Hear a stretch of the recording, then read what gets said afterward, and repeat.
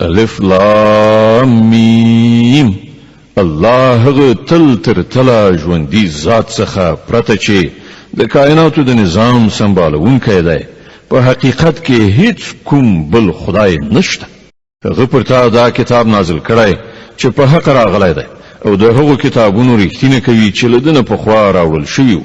له دې نه مخکې هغه د انسانانو د هدایت لپاره تورات او انجیل نازل کړی دی او هغه محق لېږلی دی چې د حق او د باطل توپیر ښوونکی دی.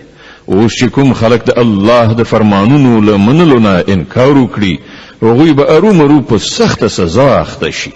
الله د بې امانه زور څښتن او د بدو بدله ورکوونکی دی. په ځمکه او اسمان کې هیڅ شی له الله نه پټ نه دی. دا خو همغه دی چې د میندو په ګېډو کې ستاسې صورتونه چې څنګه یې خوښوي هغسې جوړوي. له هغه مقتدر حکمت والانه پرته بل هیڅ خدای نشته. هماغه خدای دی چې دا کتاب پر تا نازل کړی دی.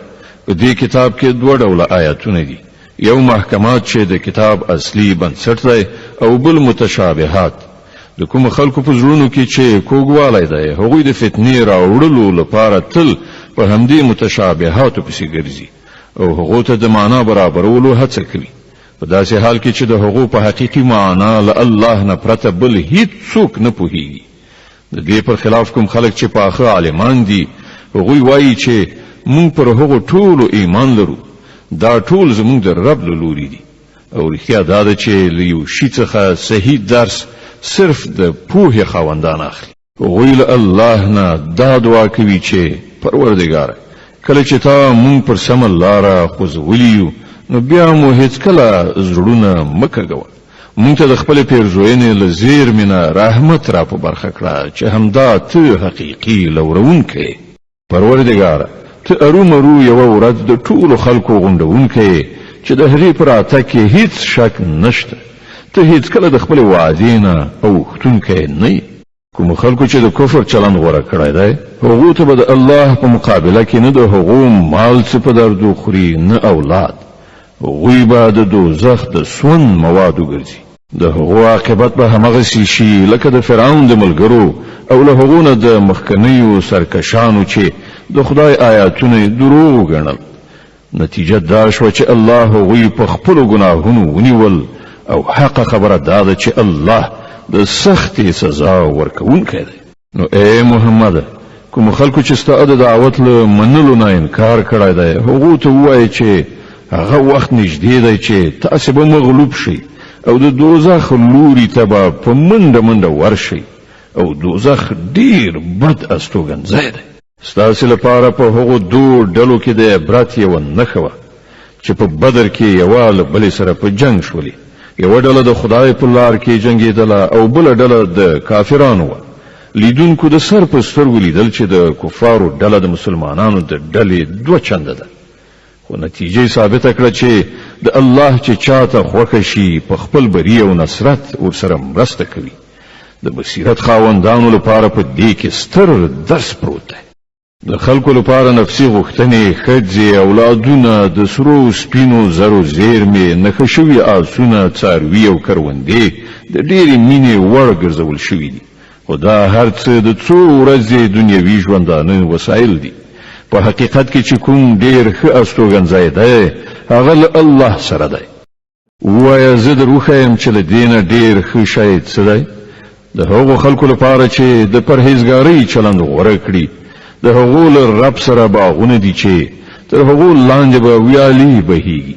هلته به د تل لپاره اوسېدونکي وي، سپېڅلې مېرمنې به یې ملګرې وي او د الله د رضا په ګټلو به سر لوړي وي. الله د خپلو بندګانو کړه وړه په ښه شان ویني. دا هغه خلک دي چې وایي پروردګار، مونږ ایمان راوړی، زمونږ له ګناهونو څخه راتیر شه او مونږ د دوزخ له اوره وژغوره. دا خلک صابران دي، ریښتونی دي، امر منونکي او مال خندونکي دي او د شپې په وروستیو شیبو کې له الله نه د بښنې دعاګانې غواړي.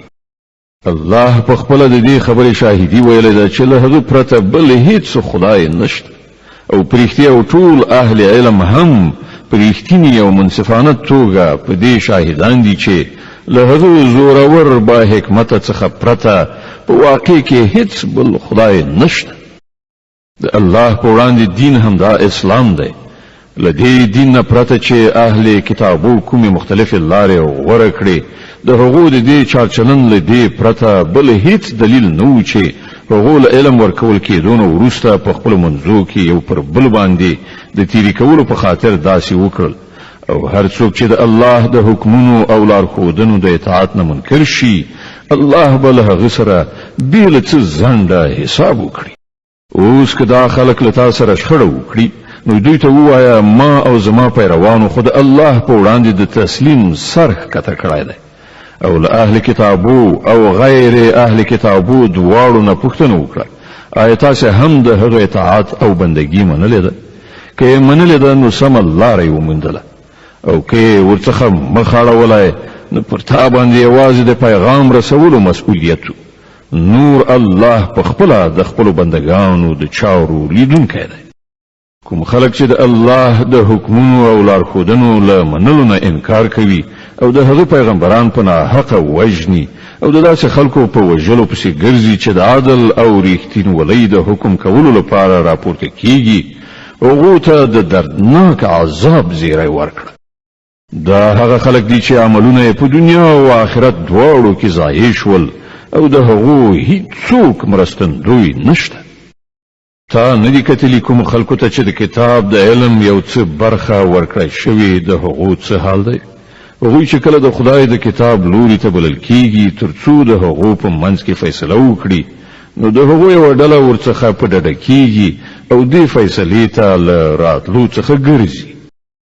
د هغو دا ډول چلن له دې امله دی چې وایي د دوزخ اور به پر مونږ له سره ونه لګي، او که د دوزخ عذاب مونږ ته راکړل شي هم صرف څو ورځې به وي. د هغو مصنوعي عقیدو هغوی د خپل دین په باب په لویو غلطو انګیرنو کې غورځولي دي. خو پر هغو به څه راشي چې کله مونږ هغوی په هغه ورځ راغونډ کړو چې د هغې راتګ یقیني دی.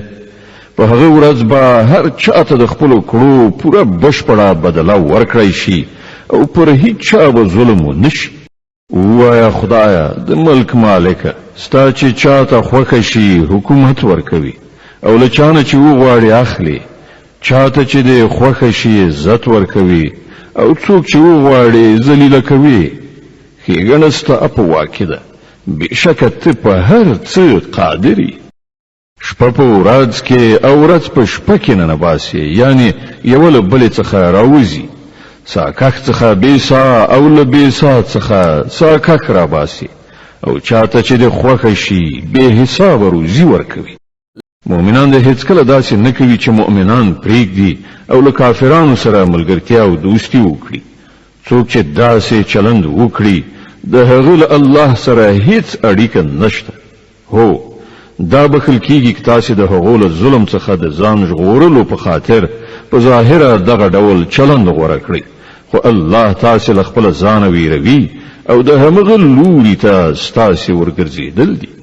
ای پیغمبره، خلک په دې خبر کړه چې ستاسې په زړونو کې چې هر څه دي که تاسې هغه پټ وساتئ او که یې ښکاره کړئ، الله په هر حال پرې پوهیږي.